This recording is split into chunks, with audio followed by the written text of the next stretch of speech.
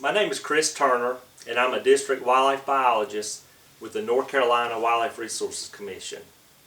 I work District 1, which includes 13 northeastern counties in the coastal plain of North Carolina. One of the counties that I work is Washington County, where Plymouth is located, home of the North Carolina Black Bear Festival. I'm so glad today to get to celebrate black bears with you, to celebrate the black bear population in North Carolina with you through the Black Bear Festival. Black bears in North Carolina call the mountains and coastal plain home, and we have a lot to celebrate when it comes to black bears. This morning I'd like to talk to you about three different aspects of our bear population. First, I want to talk to you about the history and the expansion of the black bear population in North Carolina. I want to talk to you about black bear biology, which is what makes black bears tick. And I want to also talk about black bear management, including a technical assistance program that's just come up called North Carolina BearWise. Finally, I want to provide black bear enthusiasts with a few resources to be able to refer to learn even more about North Carolina black bears. Historically, black bears occurred in all parts of North Carolina, from the mountains to the coast, in all three regions, mountain, Piedmont, and coast. However, over many decades of unregulated killing and habitat loss, the bears were extirpated through most of the state, but we were left with remnant populations of bears in both the mountains and the coast. Starting in the 1960s, regulation changes and the establishment of a bear sanctuary program allowed the slow expansion of those pockets of bears into the mountains and coastal plains of the state. Scientific management, regulation, development, and enforcement of laws have all played important roles in the recovery of North Carolina's bear population over the last 60 years.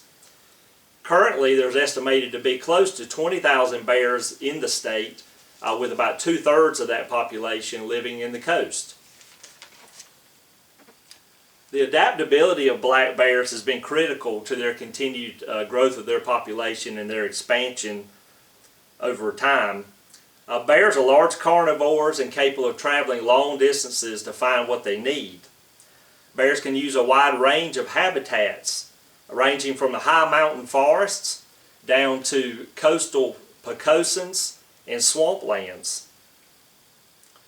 Bears can use everything in between, which is why they've been so successful. Bears are omnivorous, meaning they can eat almost anything, either plant or animal materials. In fact, close to 80% of the annual diet of black bears is plant materials. The diet is seasonal, with plant materials across the year being wild fruits and berries, acorns, and agricultural crops, including produce, corn, peanuts, and wheat. Fish, insects, and carrion really round out the bear's diet over the course of the year. In the summer, bears may need 5,000 to 8,000 calories per day in order to meet nutritional needs while building fat stores for the winter denning period. By the time we get into the fall, bears may be taking close to 20,000 calories a day, experiencing a physiological condition called hyperphagia, where the body's ability to store fat and to put on weight very rapidly occurs. This rapid weight gain is very important prior to going into the den in the winter. Female bears have their cubs in the den during the winter. They'll have 1 to 3 or even 4 cubs that only weigh about 1 pound each while they're in the den. Their offspring stay with her all the way through the first year and den with her the second winter before dispersing and leaving her in the second summer, typically in June or July. North Carolina has become known for producing very large black bears with top recorded weights ranging from 735 pounds up to 880 pounds, which is the largest bear that we have record of in this state. 7 of the top 10 bear weights have actually come from the Albemarle Peninsula, which includes Washington County. It's truly amazing when you see a black bear that's larger than your average grizzly bear, but it's not uncommon in northeastern North Carolina. We get big bears both in the mountains and on the coast, but certainly on the coast we see them more frequently. Some of the highest bear densities that have ever been recorded have also been recorded on the Albemarle Peninsula in northeastern counties of the state. So this is a great place to come take advantage of public bear viewing opportunities, particularly on some of the national wildlife refuges in this part of North Carolina. As we all together move into the 21st century, managing our valuable natural resources, just not for today, but for the long term, becomes even more important. The North Carolina Wildlife Resources Commission continues to develop and use scientific wildlife management to monitor and manage the state's bear population. Collecting annual biological data from black bears is a very high priority, as this data allows effective monitoring of changing populations, as well as a critical basis for making informed regulatory and management decisions. Close to 92% of the recorded annual mortality of black bears in this state is recorded due to hunting mortality, with another 7% of known mortalities coming from car-bear collisions that take place on public roads. Regulated hunting is our primary and most effective method for annually managing our bear populations and managing numbers.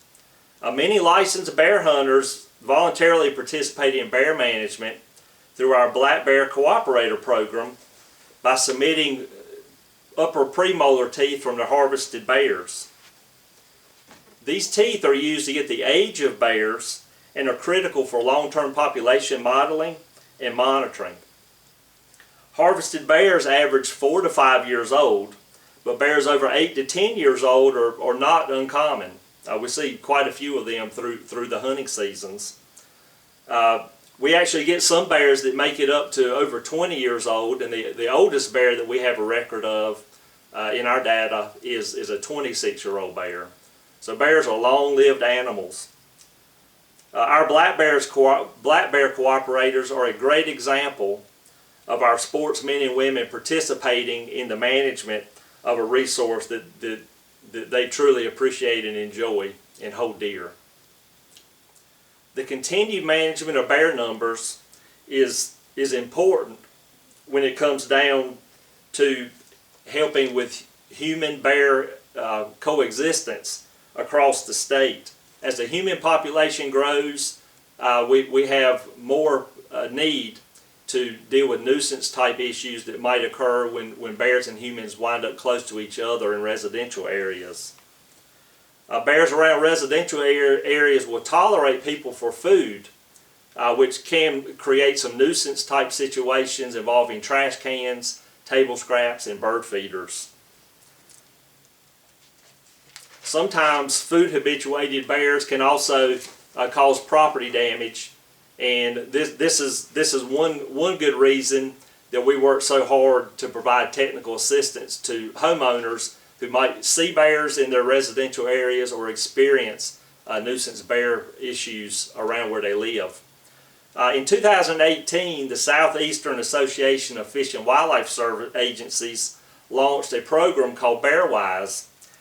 It's a technical assistance program and a great tool for helping people live more responsibly with black bears by providing consistent science-based information and proven ways to prevent conflicts, resolve problems, and develop bear-wise communities. BearWise provides a range of educational materials and handouts that focus on the prevention of food-driven problems in residential areas. BearWise is based on several different facts, 6 to be exact. Never feed or approach bears. Secure food, garbage, and recycling. Remove bird feeders when bears are active. Never leave pet food out. Clean and store grills. And let neighbors know about recent bear activity and how to avoid bear conflicts. By working together through the Bear-Wise tenets, we can certainly have a preventative measure to take when bears are in the area where people live. It's always easier to prevent a bear issue than it is to deal with it once it begins. I hope this information has been interesting and informative to you. I have a few links for additional resources to look at through the North Carolina Wildlife Resources Commission website.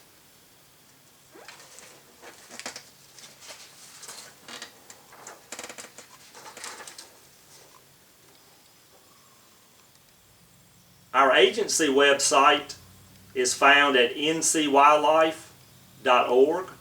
It's a great clearinghouse of information about outdoor activities in this state and species and management of wildlife species across our entire state, including fisheries. We also have some species information links.